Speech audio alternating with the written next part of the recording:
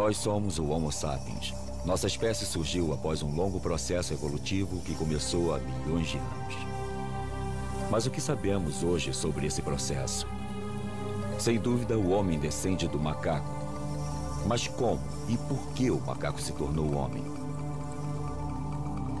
Achávamos que uma coisa estava certa. O macaco se ergueu sobre duas patas para sobreviver na savana. Assim, a adaptação ao meio ambiente era a força motriz da evolução. Mas hoje, numerosos fósseis começam a contradizer essa hipótese. Cientistas de várias áreas já estão chegando a uma conclusão diferente. A força motriz da evolução não é externa, mas interna ao ser humano. Uma nova teoria nasceu. Uma nova teoria que fala de uma história interna, de uma memória embutida, constantemente em ação dentro de nós. Nossas mandíbulas a confirmam. O Homo sapiens não é o fim da linha. Ainda estamos evoluindo. Mas estamos evoluindo para quê? Como será o Homo futurus, o homem que virá depois de nós? O homem do futuro.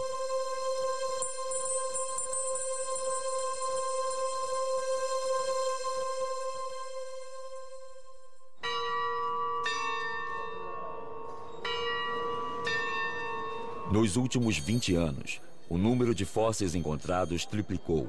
E o que revelam abala nossas convicções. A paleoantropologia está em polvorosa e toda reunião de especialistas acaba em um debate acalorado. Ao nosso redor conheciam o que nós chamamos de avaliação feita pelos pares. A teoria de que os macacos ficaram eretos em duas patas para se adaptar à savana está cada vez mais enfrentando fatos contraditórios. Todas as tendências apontam claramente para uma região talvez toda de floresta, no princípio, mas não simplesmente de floresta. Talvez um mosaico com grandes espaços abertos e também espaços de floresta. O aumento do número de descobertas torna o assunto confuso. Elas modificam o cenário e nos forçam a reconsiderar questões fundamentais. De onde nós viemos? Para onde nós vamos? Quem somos nós? Qual é a definição de vocês para a taxonomia hominídea? Para vocês, o que são características derivadas? Por hominídea, quero dizer o ramo humano, porque isso pode ser debatido. Temos colegas que também põem os chimpanzés e os gorilas no grupo hominídeo. As cavernas de Stegfontein são um dos sítios pré-históricos mais prolíficos da Terra. Aqui, em 1997, Ron Clark descobriu um dos fósseis que sacudiu as teorias estabelecidas. A 12 metros de profundidade, no fundo desta caverna, havia um esqueleto intacto de um ancestral distante que se transformou em pedra com o tempo. Esse indivíduo era um australopiteco, tem uns 3.300.000 anos.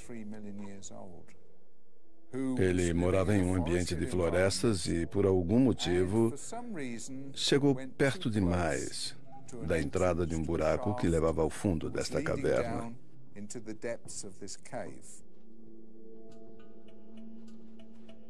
E ele não conseguiu sair. Ele pode ter sobrevivido aqui por muito tempo, até que morreu de fome. Littlefoot é o primeiro fóssil completo de um australopiteco jamais descoberto. É mais do que um macaco, mas ainda não é humano. A estrutura de seu esqueleto permitiu que os especialistas confirmassem que já ficava ereto, mas o formato de seu pé causou sensação, porque é muito mais adaptado à vida nas árvores do que na savana. O pé indica que o dedão do pé era como um polegar. Eu quero dizer, ele podia se mover um pouco para longe dos outros dedos. Ele podia fazer assim. E isso também seria útil para ajudar o indivíduo a subir em árvores. Considerado um dos pioneiros da paleontologia moderna, Philip Tobias dirigiu pessoalmente as escavações em Stegfontein por mais de um quarto de século. Para ele, o pé de Littlefoot está longe de ser a única prova de que o australopiteco vivia principalmente na floresta. Se a gente olhar para todas as provas dos restos de animais, dos restos de plantas e dos hominídeos dos sítios do sul da África, do leste da África, eles apontam para um bioma uma massa viva de criaturas, plantas e animais que não estavam ajustados à savana, não estavam adaptados a ela. Ao contrário, percebemos que são criaturas, tanto as plantas quanto os animais, que seriam bem adaptadas à vida de uma floresta. Assim, nossos ancestrais já ficavam de pé sobre duas pernas enquanto ainda viviam na floresta. Ninguém teria imaginado que isso fosse possível, porque esse fato crucial destruiria a hipótese que dominou as ideias sobre a humanização durante quase 30 anos. Por 30 anos, o Vale da Fenda, no leste da África, foi considerado o criador da humanidade, pois lá foi encontrado o maior número de fósseis de australopitecos. Foi lá que Donald John Hanson e Yves Coppens descobriram Lucy em 1974. Na época, ela era nosso ancestral ereto mais antigo. A East Side Story, ou hipótese da savana, se tornou viável na teoria. Ela afirmava que uma divisão no Grande Vale da Fenda separou os grandes macacos em dois grupos. Um ficou no oeste, na floresta, mas no leste o outro grupo teve que se adaptar ao novo ambiente, a savana. Para sobreviver e avistar os predadores, esses macacos tinham que se erguer para enxergar acima do mato alto. Essa hipótese atraente dizia que a evolução era motivada pela adaptação ao ambiente, mas descobertas recentes a puseram completamente em dúvida. A hipótese da savana, que foi sustentada por todo este tempo, ela é do meu tempo de estudante. Está morta. A hipótese da savana está ultrapassada. Abra a janela e jogue a tal hipótese da savana fora. Ela já não é mais sustentável. Daí, se essa não é mais a razão pela qual ficamos de pé, se ela não explica isso, em que pé estamos? Nós voltamos à estaca zero. Nos idos de 1983, a paleontologista Anne Dambricourt Malassé estava mesmo na estaca zero.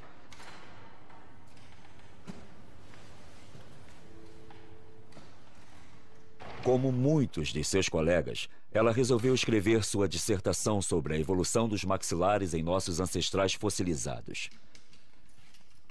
Sua pesquisa exigia que repetisse um certo gesto muitas e muitas vezes. Um gesto aparentemente trivial, mas que levou a uma descoberta espantosa. Ela virou os crânios de cabeça para baixo. Quando colocamos o maxilar de volta em seu lugar no crânio, assim, viramos o crânio e tentamos fazer uma comparação. Desta vez não dos maxilares, mas da base dos fósseis de um chimpanzé jovem, de um neandertal jovem e de um sapiens jovem. Ao virar os crânios, ela acabou percebendo que o que mudava do macaco para o homem não era apenas as proporções cranianas. Os crânios deviam ser vistos como estruturas móveis que chegavam a um novo equilíbrio ao evoluírem de uma espécie para outra. E a chave desse equilíbrio está por baixo. A novidade aqui foi perceber que, se a forma da mandíbula mudava, a forma da face mudava também. E isso se deve, antes de mais nada, a uma mudança na posição dos ossos da base. Ela não sabia na época, mas uma ortodontista tinha reparado na mesma coisa. Quando uma criança sofre um desalinhamento nos dentes, o responsável é o desenvolvimento do crânio inteiro. Você atende adultos também? Não, eu só trato crianças. Ao colocar nas crianças aparelhos dentais que fazem pressão diretamente na base do crânio, Marie-Joseph Deyer consegue recuperar o equilíbrio e tem muito mais sucesso do que simplesmente alinhando os dentes. Nós tratamos crianças de 6 anos e mais jovens ainda do que isso, porque parece muito mais simples intervir nessa idade. Intervir diretamente no próprio osso, no desenvolvimento dele. Na Europa, 70% das crianças têm problemas com desalinhamento de dentes e maxilares. Nos Estados Unidos, 80%. No Japão, 95%. E esses números estão aumentando sempre. Cada uma está registrando, medindo e analisando esse fenômeno. Ao longo da evolução, a base do crânio gira para baixo cada vez mais, e o desalinhamento dos maxilares das crianças de hoje pode ser explicado pelas diferenças que isso cria nos ângulos. Mas qual é a chave para essa flexão?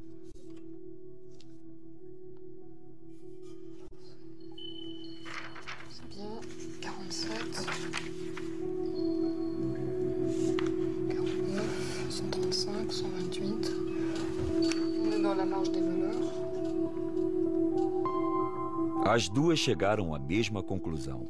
A base craniana, assim como o crânio inteiro, está organizada em torno de um único osso, o esfenoide. Se voltarmos atrás no nosso processo de desenvolvimento, o primeiro osso a ficar no lugar e que determina a posição dos outros em sua formação é o que chamamos de esfenoide.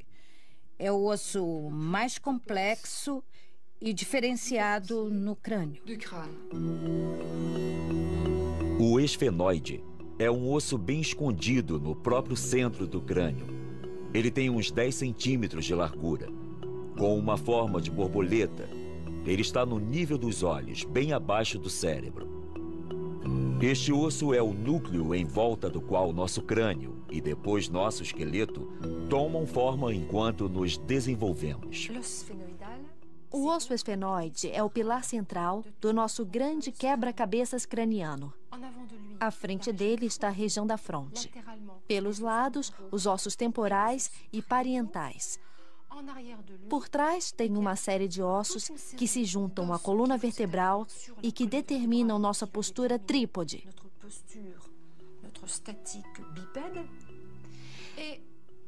E tem uma articulação principal que une o esfenoide ao occipital. Essas articulações atuam no ato de mastigar. Elas se movem e absorvem toda a pressão, não só da mastigação, como do bipedalismo. Mesmo que tudo isto pareça sólido, a construção de cada osso obedece à mecânica de fluidos. Então, não temos simplesmente um bloco de ossos. O que temos é um quebra-cabeças que realmente vive, é dinâmico e se mexe. O esfenoide é a chave. A forma desse osso evoluiu durante milhões de anos. E a cada vez que se dobrou, levou ao aparecimento de uma nova espécie da família hominídea. O extraordinário é que o esfenoide mudou de forma 5 vezes em 70 milhões de anos, curvando-se um pouco mais para baixo a cada vez. Como podemos explicar a repetição desse fenômeno em intervalos de milhões de anos? Pela primeira vez, uma tendência única salta aos olhos. Uma espécie de fio narrativo que parece se estender na história de nossa evolução, desde os primeiros primatas até o homem moderno. Em que ponto do desenvolvimento individual esse osso crucial fica no lugar? E como? Anne d'Ambricourt se aprofunda no estudo do desenvolvimento fetal e embrionário. Ela quer determinar o momento exato em que o esfenoide adquire a sua forma.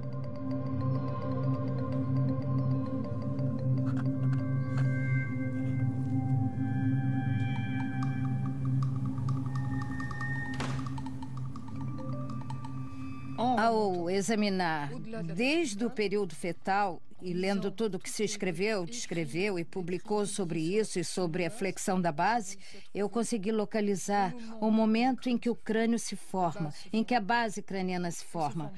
Ela se forma sozinha e o momento da flexão é muito aparente. Se dá entre 7 e 8 semanas. Em outras palavras, praticamente no fim do período embrionário, logo antes do começo do período fetal. O esfenoide é o primeiro osso a se formar no embrião. Nos primeiros dias de vida, ele é plano, como em todos os mamíferos. Então, o cérebro e o sistema nervoso começam a se enrolar e o esfenoide se flexiona e se modifica.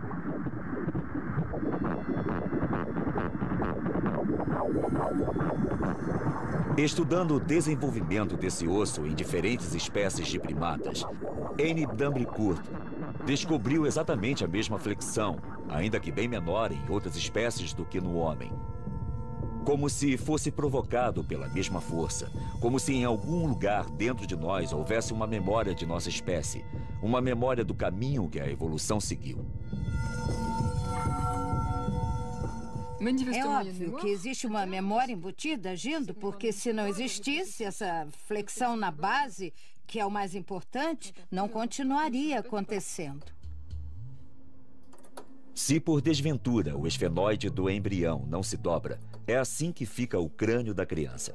É claramente inviável. O cérebro mal está formado e o maxilar é grande. São proporções que lembram claramente a dos crânios arcaicos.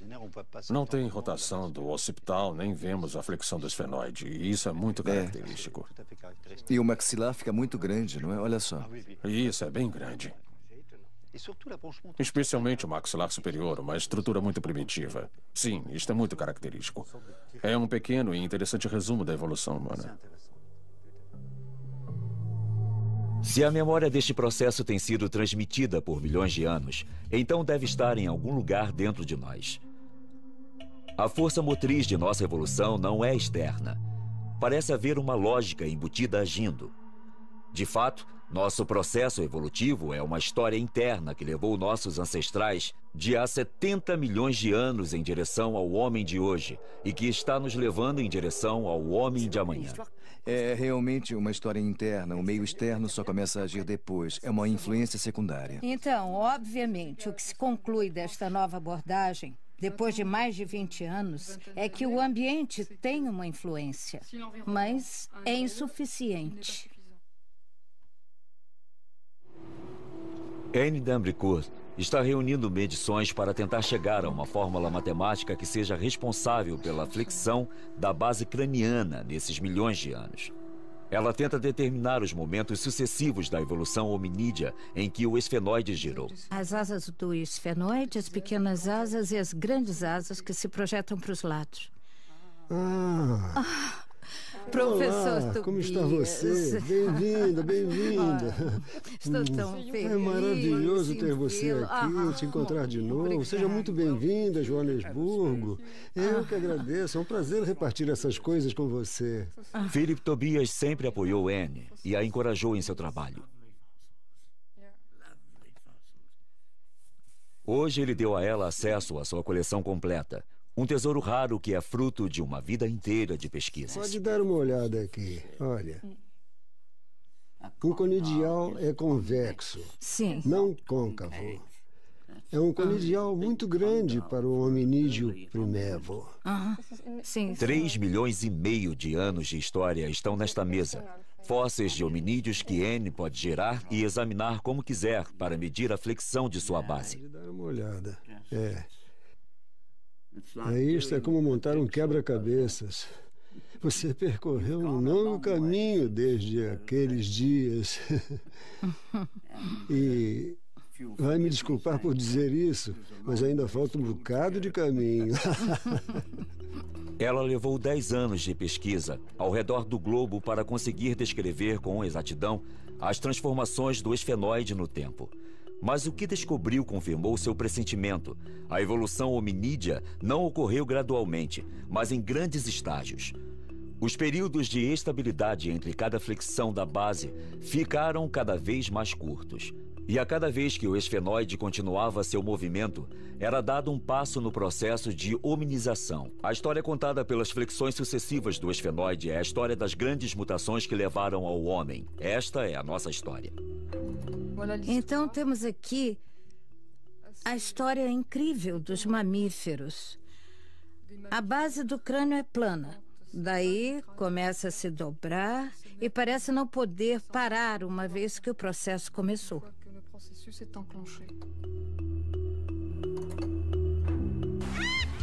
Esta história começou há 60 milhões de anos. As florestas de todo o planeta estavam cheias de proscímios, nossos ancestrais mais antigos. Esses lêmures de Madagascar são os últimos sobreviventes modernos dessas espécies. Eles são os primeiros personagens principais dessa história. Mas seu esfenoide ainda não se dobrou. Dá para ver que a base é muito comprida e plana. Esses proscímios já têm algo em comum conosco.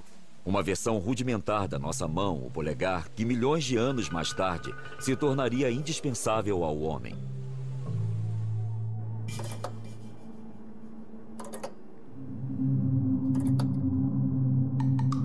Há 40 milhões de anos, o esfenoide se dobra para baixo pela primeira vez, provocando a primeira grande mutação da nossa história.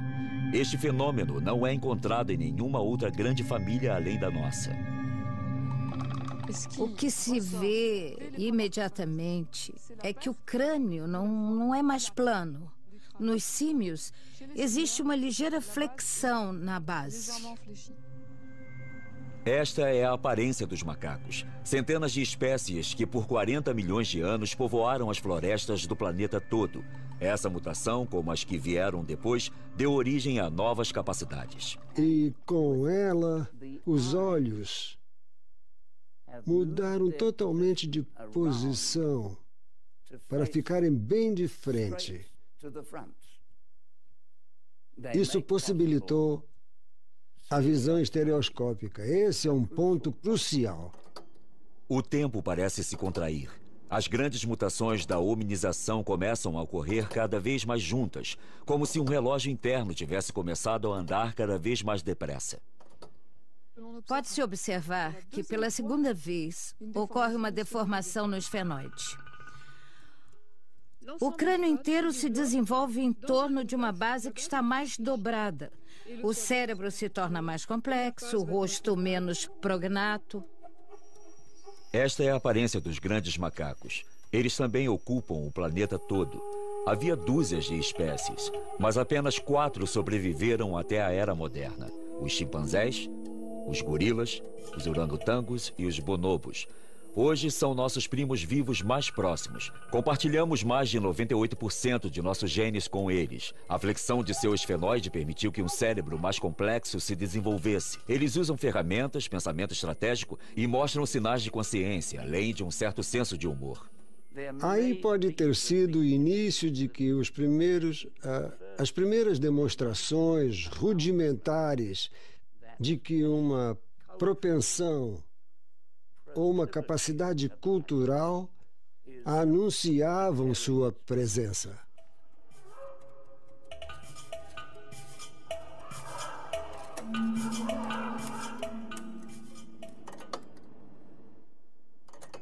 O ritmo acelera de novo.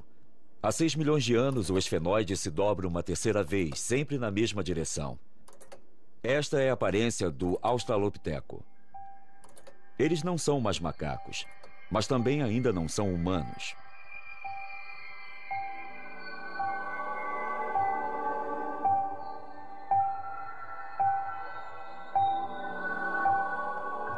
Eles nunca apoiavam o peso nos membros dianteiros, diferentemente dos grandes macacos. Já tinham uma certa verticalidade, embora não como nós. A base de sustentação deles era diferente da nossa, então eles ainda não ficavam muito firmes e, quando caminhavam, ainda não tinham o senso de balanço bípede do homem moderno.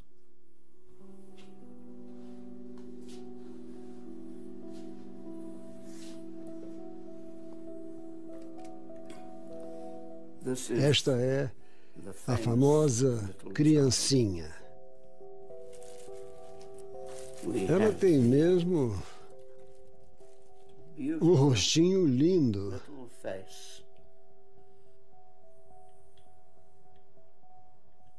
Uma articulação perfeita. E voilá! O cérebro. O fóssil de Taung é um dos fósseis de Australopiteco mais preciosos. Esta maravilha tem 2.300.000 anos. Ela inclui o único fóssil já descoberto de um cérebro. Tem um volume de 500 centímetros cúbicos, muito menos do que o dos nossos, mas é mais complexo do que de um macaco. Esse desenvolvimento foi possível por causa de uma nova posição de seu O cérebro esfenoide. era a chave. Então, não só eles tinham esta mão que podia manipular ferramentas, como tinham um cérebro que dizia a eles o que fazer com ela. E um cérebro que dizia a eles como evitar um confronto com carnívoros. Então, eles se valiam de sua esperteza, de seu cérebro e da cultura que estavam desenvolvendo. Armado desses novos talentos, o australopiteco se aventurou nas savanas vizinhas, provavelmente para caçar. Mas por outros 2 ou 3 milhões de anos, seu habitat foi a floresta e ele continuava a buscar refúgio nas árvores à noite. Talvez eles dormissem nas árvores por segurança, porque os leopardos geralmente não sobem em árvores altas, como os gorilas fazem hoje em dia e como os chimpanzés também fazem. Esse parece ser um novo tipo de paradigma para a verticalidade. Então, antes de descer para a Terra, talvez você já estivesse um pouco vertical, ereto, e desenvolvesse novos traços hominídeos que permitiam a verticalidade e o andar e correr em 2 pernas. O australopiteco viveu por 4 milhões de anos. O gênero compreendia diversas espécies, mas o esfenoide era similar em todas. Sua inteligência permitia que fizesse ferramentas mais sofisticadas, mas nunca dominou o fogo. Seus fósseis são encontrados no sul, no norte e no leste da África, e parece que nunca deixou o continente. Essa criatura foi muito bem sucedida e se tornou, nós acreditamos, você e eu.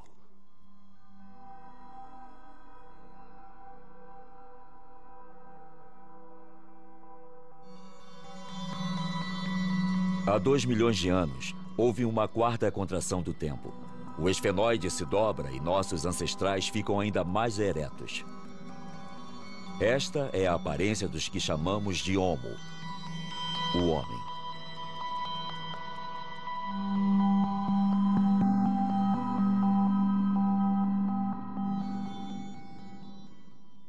Sua pelve é diferente. As proporções de seus membros são diferentes. O homem é um caminhante, um corredor.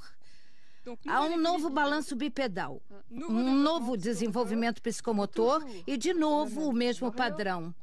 A base do crânio tem um esfenoide que girou ainda mais.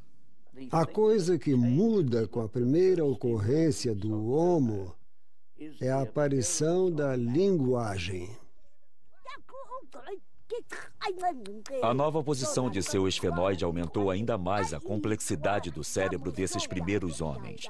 Também liberou a laringe parcialmente, o que tornou a fala possível, embora nossas atuais vogais ainda estivessem fora de seu alcance. Essas mulheres são os últimos humanos que falam Khoisan, a linguagem dos bosquímanos. Foneticamente falando, é uma das linguagens mais ricas do mundo. Ela tem todos os sons que usamos e também os emitidos pelos primeiros homens.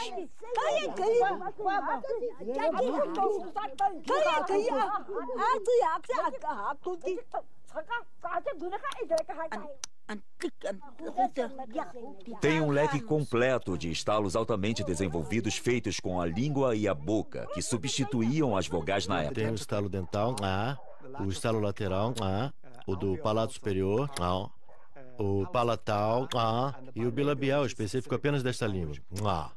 Antes de desenvolver totalmente a caixa vocal, a gente usava a língua para estalar nos dentes, no palato, nos lados da boca. E isso não exigia vogais. Assim, você podia fazer distinções em uma linguagem bastante primitiva, usando esses sons contrastantes. Essas mulheres são os últimos seres que podem esclarecer como o homem começou a falar.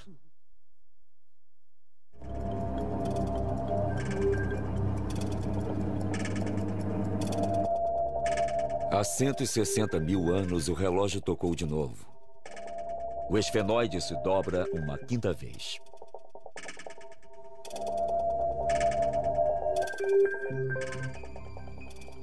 O cérebro se torna muito mais complexo. É mais bem suprido de sangue.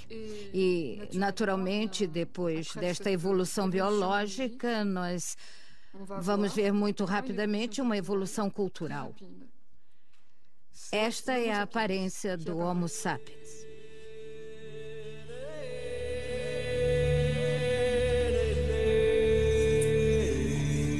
É o advento do pensamento abstrato. A ferramenta de pedra não é mais apenas útil. Às vezes, também é um objeto de valor. A arte começa a aparecer em superfícies de pedra ao redor do mundo. A pergunta é: este foi o primeiro rudimento da escrita? Isso nos aconteceu muito recentemente, mas acredito que eles falavam nisso muito tempo antes de começarem a fazer mesmo.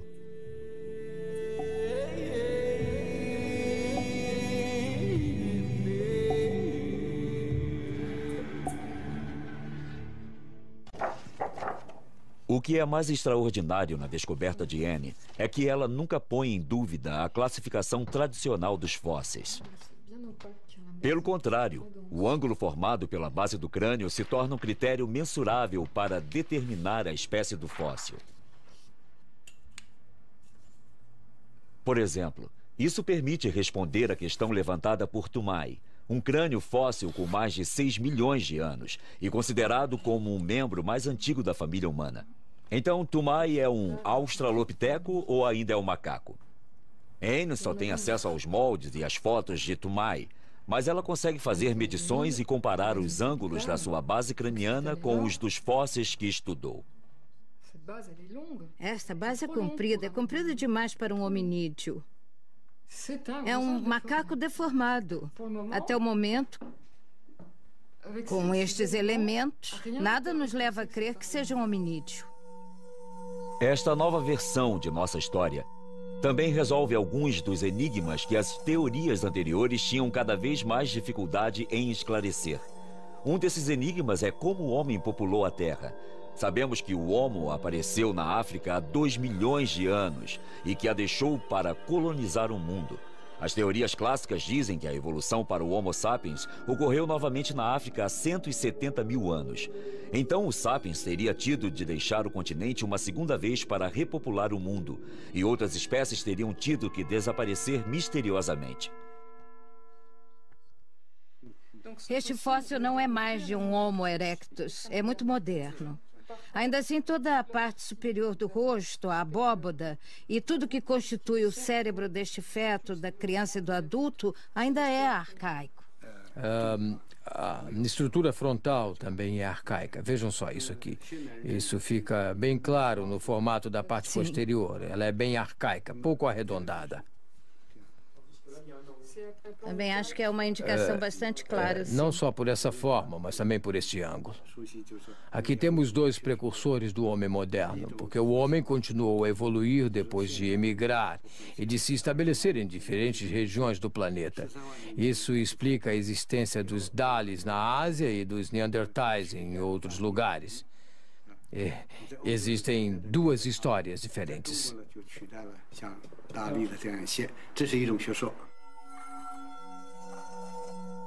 Os Dalis fornecem provas de que o homem arcaico evoluiu para o sapiens simultaneamente em diferentes partes do mundo. Isso poderia dizer que não houve apenas um, mas diversos locais de origem da humanidade moderna. Marie-Joseph Deye também foi à China, onde suas observações das diferenças entre as estruturas cranianas das crianças chinesas e europeias a levaram a tirar a mesma conclusão.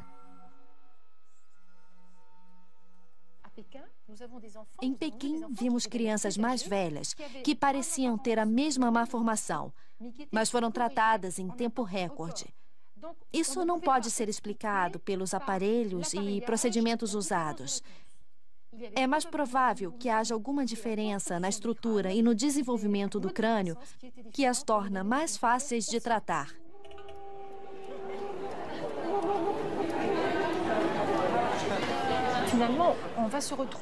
No fim das contas, vamos terminar com uma estrutura, um quebra-cabeças craniano, digamos, que não se encaixa do mesmo jeito. Depende se vem de uma origem europeia, de uma origem africana ou de uma origem asiática. Na minha opinião, é através de nosso estudo das crianças de hoje que viremos a entender como os vários locais de origem da humanidade se organizaram. Se realmente existiram vários locais de origem da humanidade moderna, então o Sapiens não precisou deixar a África uma segunda vez para repopular o mundo. Essa hipótese muda inteiramente o mapa de como os humanos ocuparam a Terra. O Homo realmente saiu da África há 2 milhões de anos, mas ele também evoluiu em diferentes regiões do planeta e um grande número de espécies se desenvolveu. Algumas delas, como o Neandertal na Europa e o Sinantropo na Ásia, desapareceram sem deixar descendentes. Mas outras, na África e na Ásia, deram origem aos humanos modernos simultaneamente. Então, como podemos explicar a lógica que leva o esfenoide e o crânio a mudar no mesmo modo no planeta inteiro? O que permite que essa memória exista e seja repassada? Hoje em dia, o campo da genética está dando respostas aos paleontologistas.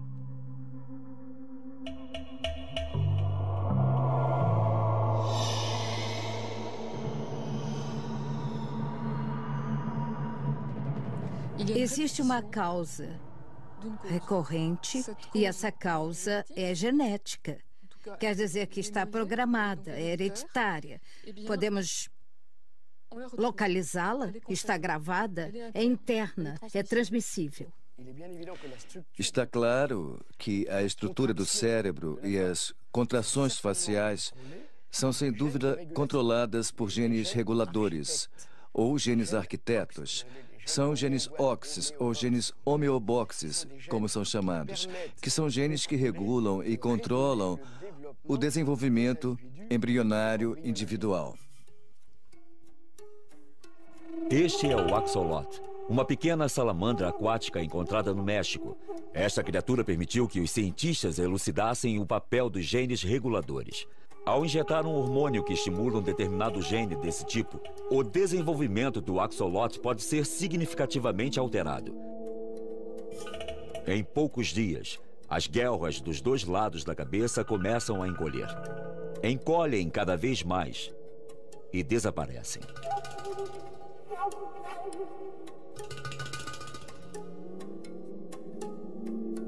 E a salamandra abandona a água, pois se tornou um animal terrestre com um par de pulmões. Você não precisa de 1 milhão de mutações. A mutação de apenas 2 ou 4 genes reguladores pode mudar completamente a estrutura de um organismo. Assim, a mutação de uns poucos genes é o bastante para explicar as dramáticas diferenças morfológicas que nos separam dos macacos, embora compartilhemos 98% de nossos genes. Durante a evolução toda, temos o mesmo padrão básico. Mais espécies desaparecem, se tornam extintas, são incapazes de sobreviver a mudanças dramáticas no clima e na ecologia, diferente das que tiveram as mutações certas e sobreviveram. A evolução é a exceção. A extinção é a regra. Isso significa que existe uma direção, um caminho, um processo global ocorrendo que a evolução segue em todo lugar? É uma pergunta perturbadora que todo pesquisador que estuda a origem da vida e da história do universo deve perguntar.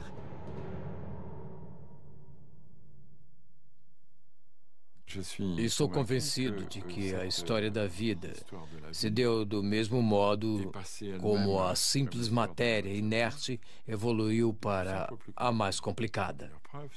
A melhor prova que temos é que todos os fósseis dos primeiros 3 bilhões de anos são unicelulares. E que temos que esperar até o 4º bilhão para achar fósseis pluricelulares. Criaturas vivas que eram multicelulares. E a regra geral do nosso universo está escrita tanto na terra quanto no céu, na história da vida e na história do homem. Portanto, há regras gerais, como a da complexidade crescente que regula o universo, a matéria e a vida. São leis que operam no meio das mudanças e que determinam a história humana, assim como a do nosso universo.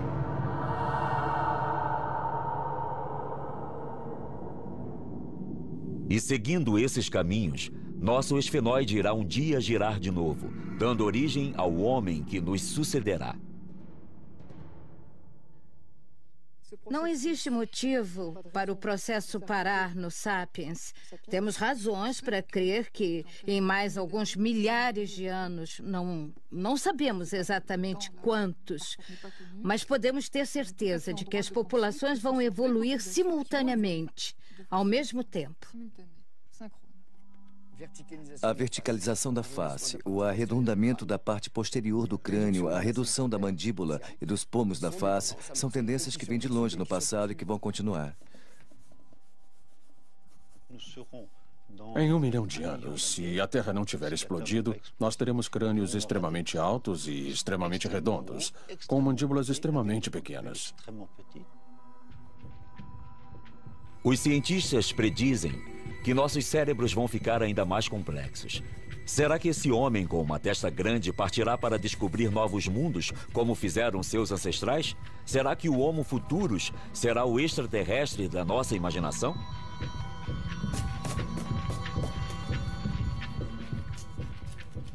Podemos também imaginar um monte de aparelhos eletrônicos que serão colocados na nossa pele, por baixo da pele, dentro dos nossos órgãos, junto de nossos órgãos ou que os substituirão.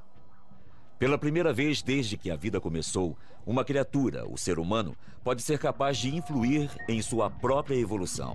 Com o poder que a ciência deu ao homem para intervir no âmago de suas próprias células, ele tentará dirigir o rumo de sua história interna? O Sapiens dará ao Homo Futurus tempo suficiente para sucedê-lo? Se o homem não conseguir controlar sua população e salvar os recursos do planeta, ele arrisca se extinguir, o que significa que o mundo se tornará de novo o que realmente é, ou seja, um mundo de bactérias, artrópodes e insetos. Também podemos esperar que esses humanos tenham uma consciência de seu lugar de origem, que não será mais a África, mas o planeta. E o que ele fizer com esse cérebro, que será fundamental para a sua sobrevivência e sua adaptação. Essa é a mensagem verdadeira da evolução humana, a de ensinar às crianças a linguagem humana, ensinar às crianças os mecanismos da sobrevivência e ensinar a elas as mensagens dos rituais e dos espíritos, do espiritual, que se tornaram e se tornam ainda muito mais importantes na sobrevivência do homem. Aí está o futuro.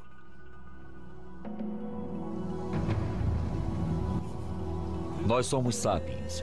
Somos as primeiras criaturas com um cérebro complexo bastante para estudar a história de nossa evolução. Somos capazes de tentar penetrar seu significado. Ainda assim, seremos suficientemente desenvolvidos para fazer isso? Ou continuaremos a nos chocar com obstáculos que o Homo Futurus vai facilmente ultrapassar?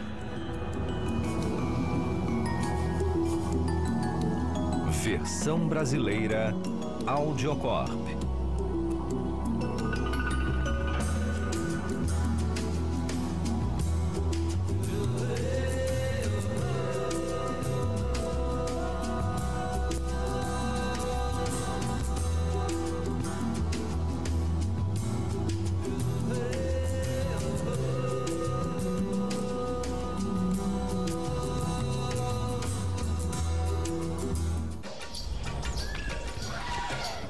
Consciência, além de um certo senso de humor.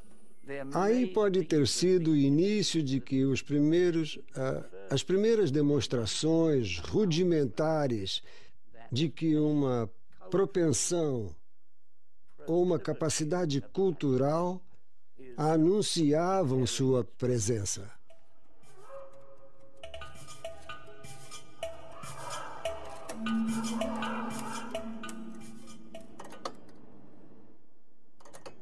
O ritmo acelera de novo. Há 6 milhões de anos, o esfenoide se dobra uma terceira vez, sempre na mesma direção. Esta é a aparência do Australopiteco. Eles não são mais macacos, mas também ainda não são humanos.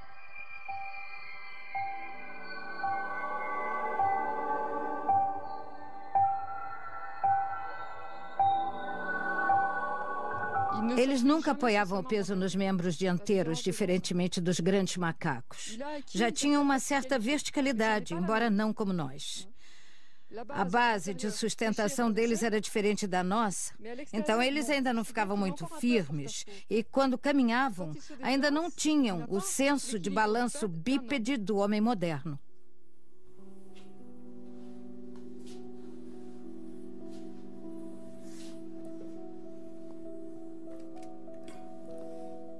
Esta é a famosa criancinha. Ela tem mesmo um rostinho lindo.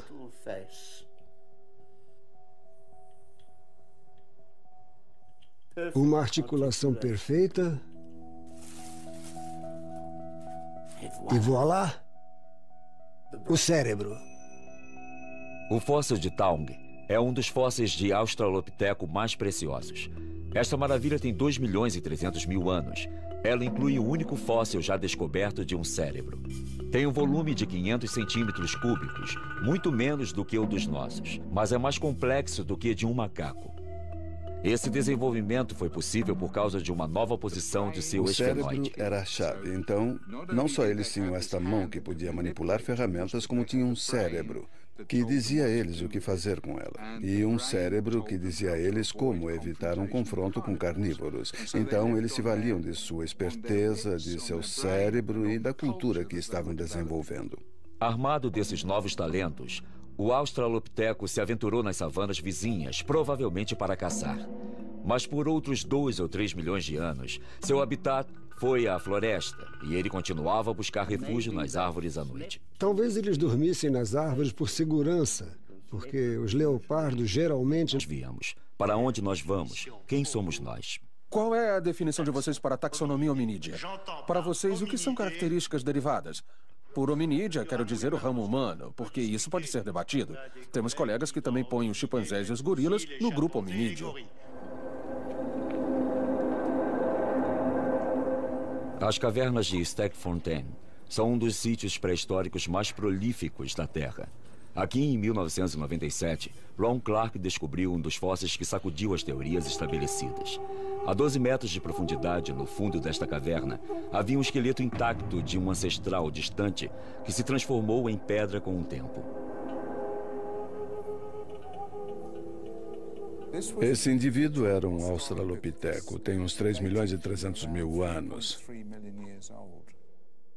Ele morava em um ambiente de florestas e, por algum motivo, chegou perto demais da entrada de um buraco que levava ao fundo desta caverna.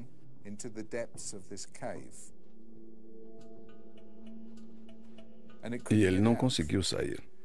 Ele pode ter sobrevivido aqui por muito tempo, até que morreu de fome.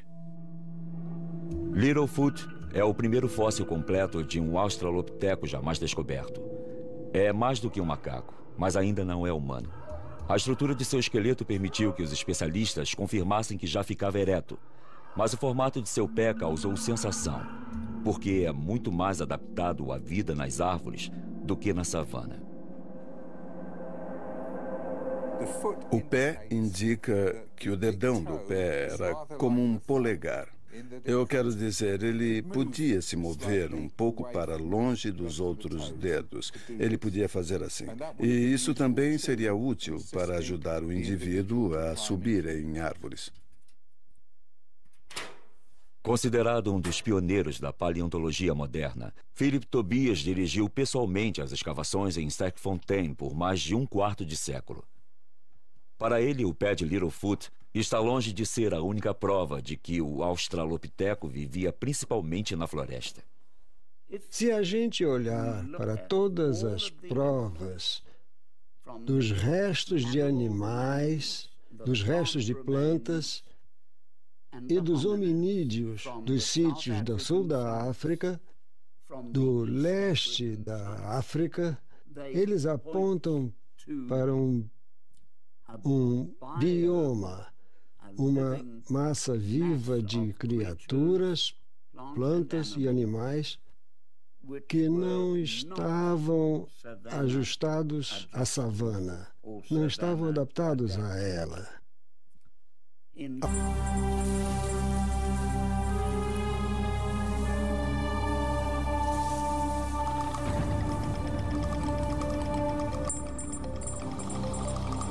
Nós somos o Homo sapiens.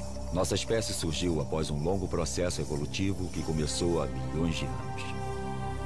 Mas o que sabemos hoje sobre esse processo? Sem dúvida, o homem descende do macaco. Mas como e por que o macaco se tornou homem? Achávamos que uma coisa estava certa. O macaco se ergueu sobre duas patas para sobreviver na savana. Assim, a adaptação ao meio ambiente era a força motriz da evolução. Mas hoje, numerosos fósseis começam a contradizer essa hipótese. Cientistas de várias áreas já estão chegando a uma conclusão diferente. A força motriz da evolução não é externa, mas interna ao ser humano. Uma nova teoria nasceu. Uma nova teoria que fala de uma história interna, de uma memória embutida, constantemente em ação dentro de nós. Nossas mandíbulas a confirmam. O Homo sapiens não é o fim da linha. Ainda estamos evoluindo. Mas estamos evoluindo para quê? Como será o Homo futurus, o homem que virá depois de nós? O homem do futuro.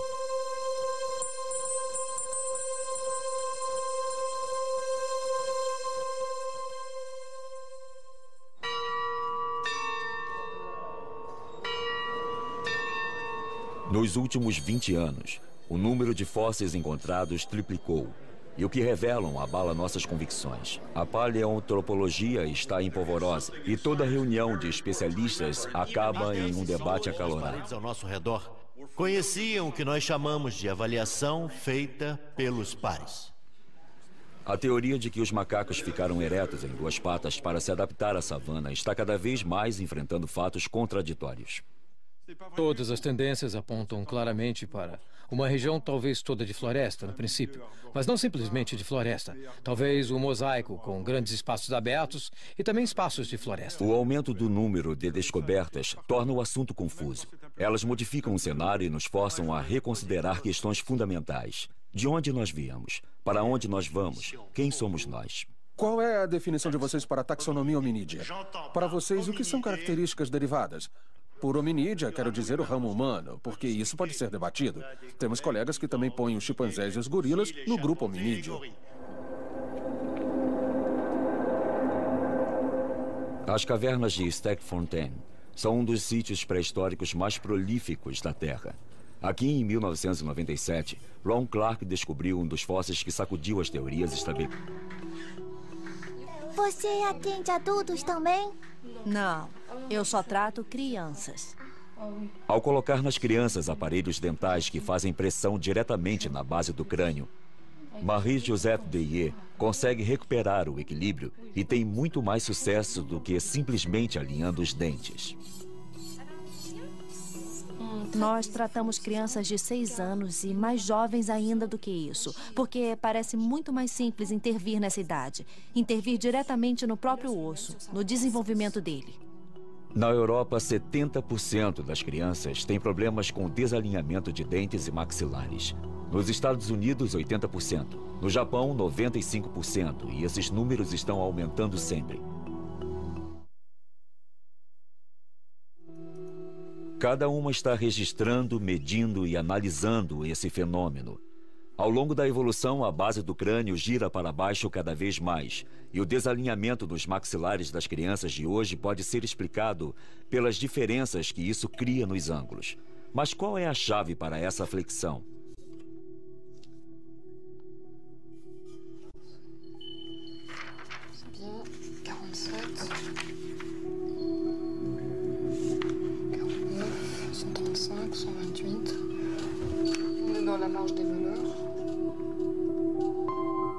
As duas chegaram à mesma conclusão.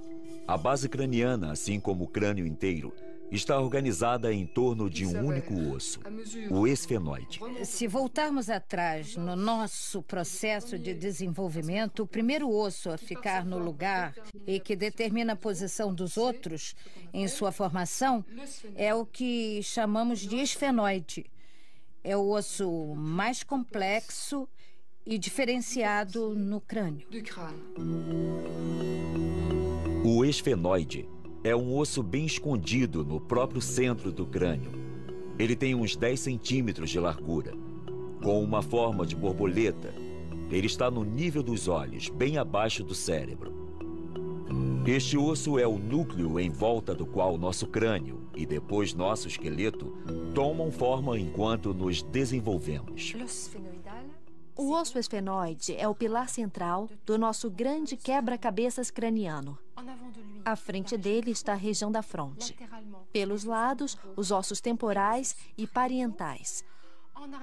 Por trás, tem uma série de ossos que se juntam à coluna vertebral e que determinam nossa postura trípode.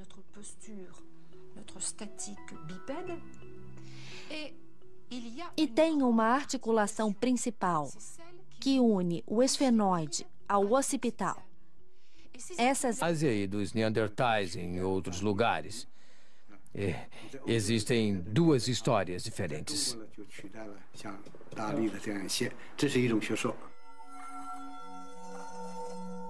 Os Dalis fornecem provas de que o homem arcaico evoluiu para o sapiens simultaneamente em diferentes partes do mundo. Isso poderia dizer que não houve apenas um, mas diversos locais de origem da humanidade moderna. Marie-Joseph Deye também foi à China, onde suas observações das diferenças entre as estruturas cranianas das crianças chinesas e europeias a levaram a tirar a mesma conclusão.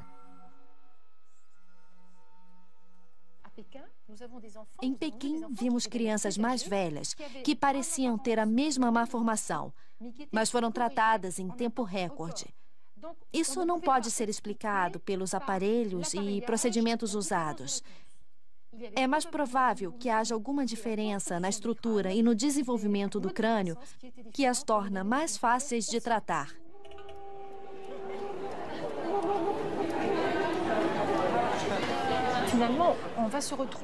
No fim das contas, vamos terminar com uma estrutura, um quebra-cabeças craniano, digamos, que não se encaixa do mesmo jeito. Depende se vem de uma origem europeia, de uma origem africana ou de uma origem asiática.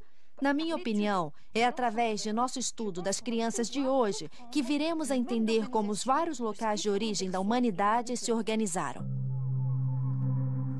Se realmente existiram vários locais de origem da humanidade moderna, então o Sapiens não precisou deixar a África uma segunda vez para repopular o mundo. Essa hipótese muda inteiramente o mapa de como os humanos ocuparam a Terra. O Homo realmente saiu da África há 2 milhões de anos, mas ele também evoluiu em diferentes regiões do planeta e um grande número de espécies se desenvolveu. Algumas delas, como o Neandertal na Europa e o Sinantropo na Ásia, desapareceram sem deixar descendentes. Mas outras, na África e na Ásia, deram origem aos humanos modernos simultaneamente. Então, como podemos explicar a lógica que leva o esfenoide e o crânio a mudar no mesmo modo no planeta inteiro? O que permite que essa memória exista e seja repassada?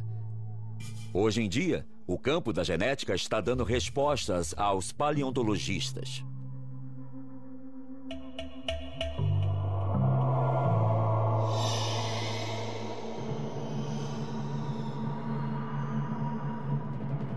Existe uma causa recorrente e essa causa é genética.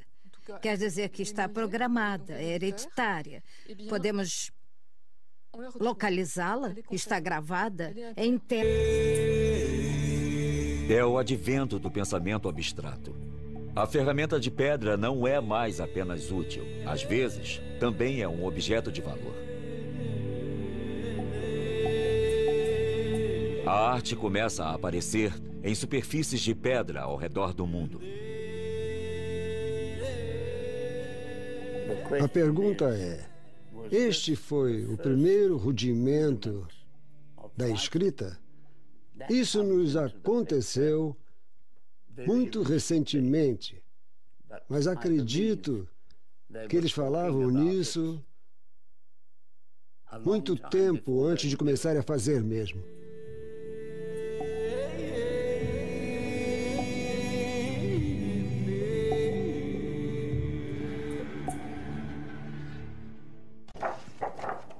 O que é mais extraordinário na descoberta de Anne é que ela nunca põe em dúvida a classificação tradicional dos fósseis. Pelo contrário, o ângulo formado pela base do crânio se torna um critério mensurável para determinar a espécie do fóssil. Por exemplo, isso permite responder à questão levantada por Toumai, um crânio fóssil com mais de 6 milhões de anos e considerado como um membro mais antigo da família humana. Então, Toumai é um australopiteco ou ainda é um macaco? Anne só tem acesso aos moldes e às fotos de Toumai, mas ela consegue fazer medições e comparar os ângulos da sua base craniana com os dos fósseis que estudou. Esta base é comprida demais para um hominídeo. É um macaco deformado. Até o momento, com estes elementos, nada nos leva a crer que seja um hominídeo. Esta nova versão de nossa história também resolve alguns dos enigmas que as teorias anteriores tinham cada vez mais dificuldade em esclarecer. Um desses enigmas é como o homem populou a Terra. Sabemos que o Homo apareceu na África há 2 milhões de anos e que a deixou para colonizar o mundo. As teorias clássicas dizem que a evolução para o Homo sapiens ocorreu novamente na África há 170 mil anos. Então o sapiens teria tido de deixar o continente uma segunda vez para repopular o mundo, e outras espécies teriam tido que desaparecer misteriosamente. Este fóssil não é mais de um Homo erectus, é muito moderno. Ainda assim, toda a parte superior do rosto, a abóboda e tudo que constitui o cérebro deste feto, da criança e do adulto, ainda é arcaico. A estrutura frontal também é arcaica. Vejam só isso aqui. Isso fica bem claro no formato da parte posterior. Ela é bem arcaica. São um dos sítios pré-históricos mais prolíficos da Terra. Aqui em 1997, Ron Clark descobriu um dos fósseis que sacudiu as teorias estabelecidas. A 12 metros de profundidade, no fundo desta caverna, havia um esqueleto intacto de um ancestral distante que se transformou em pedra com o tempo. Esse indivíduo era um australopiteco, tem uns 3 milhões e 300 mil anos. Ele morava em um ambiente de florestas e, por algum motivo, chegou perto demais da entrada de um buraco que levava ao fundo desta caverna.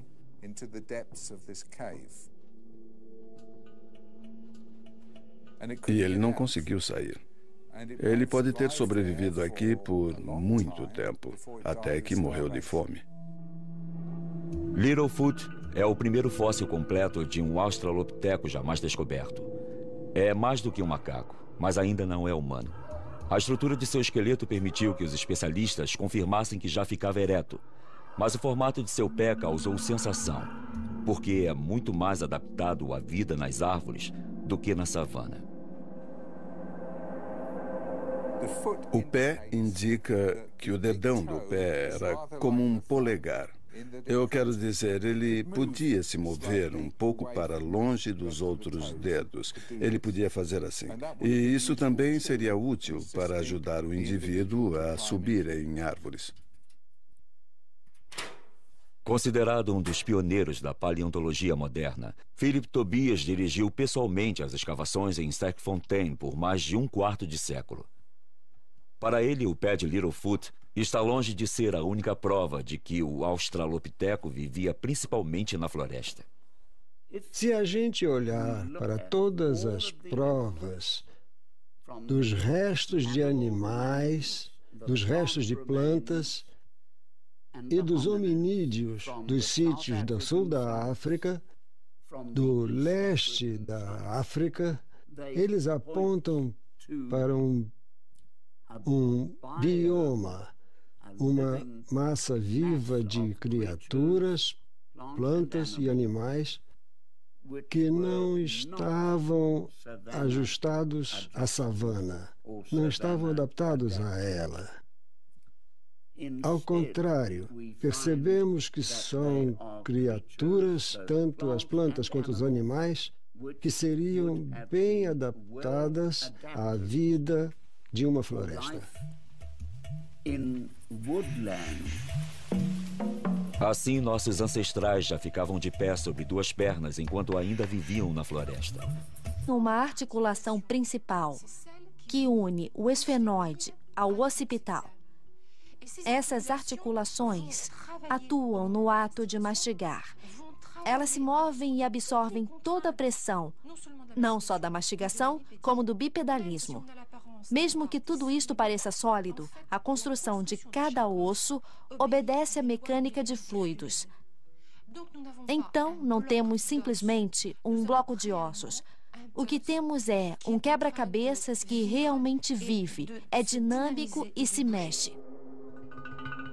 O esfenoide é a chave. A forma desse osso evoluiu durante milhões de anos. E a cada vez que se dobrou, levou ao aparecimento de uma nova espécie da família hominídea. O extraordinário é que o esfenoide mudou de forma 5 vezes em 70 milhões de anos, curvando-se um pouco mais para baixo a cada vez. Como podemos explicar a repetição desse fenômeno em intervalos de milhões de anos? Pela primeira vez, uma tendência única salta aos olhos. Uma espécie de fio narrativo que parece se estender na história de nossa evolução desde os primeiros primatas até o homem moderno. Em que ponto do desenvolvimento individual esse osso crucial fica no lugar? E como? Anne Dambricourt se aprofunda no estudo do desenvolvimento fetal e embrionário. Ela quer determinar o momento exato em que o esfenoide adquire a sua forma.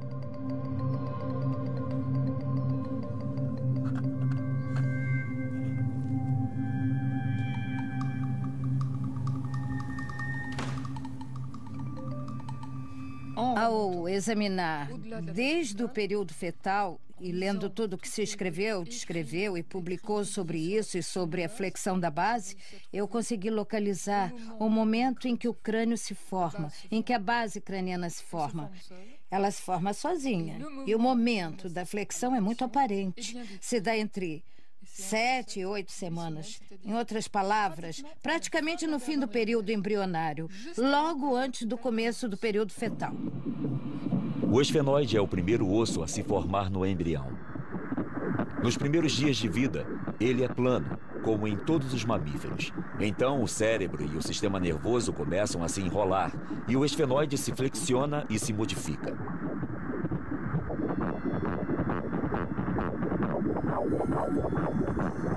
Estudando o desenvolvimento desse osso em diferentes espécies de primatas, Anne Dambricourt descobriu exatamente a mesma flexão, ainda que bem menor em outras espécies do que no homem. Como se fosse provocado pela mesma força, como se em algum lugar dentro de nós houvesse uma memória de nossa espécie, uma memória do Os Dalis fornecem provas de que o homem arcaico evoluiu para o sapiens simultaneamente em diferentes partes do mundo. Isso poderia dizer que não houve apenas um, mas diversos locais de origem da humanidade moderna? Marie-Joseph Deye também foi à China, onde suas observações das diferenças entre as estruturas cranianas das crianças chinesas e europeias a levaram a tirar a mesma conclusão.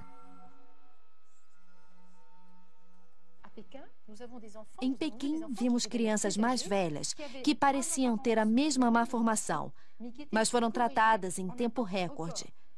Isso não pode ser explicado pelos aparelhos e procedimentos usados. É mais provável que haja alguma diferença na estrutura e no desenvolvimento do crânio que as torna mais fáceis de tratar.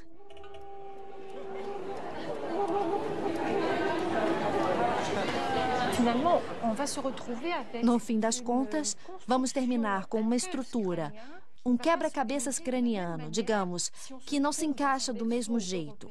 Depende se vem de uma origem europeia, de uma origem africana ou de uma origem asiática. Na minha opinião, é através de nosso estudo das crianças de hoje que viremos a entender como os vários locais de origem da humanidade se organizaram. Se realmente existiram vários locais de origem da humanidade moderna, então o Sapiens não precisou deixar a África uma segunda vez para repopular o mundo. Essa hipótese muda inteiramente o mapa de como os humanos ocuparam a Terra. O Homo realmente saiu da África há 2 milhões de anos, mas ele também evoluiu em diferentes regiões do planeta e um grande número de espécies se desenvolveu. Algumas delas, como o Neandertal na Europa e o Sinantropo na Ásia, desapareceram sem deixar descendentes. Mas outras, na África e na Ásia, deram origem aos humanos modernos simultaneamente. Então, como podemos explicar a lógica que leva o esfenoide e o crânio a mudar no mesmo modo no planeta inteiro? O que permite que essa memória exista e seja repassada? Hoje em dia, o campo da genética está dando respostas aos paleontologistas.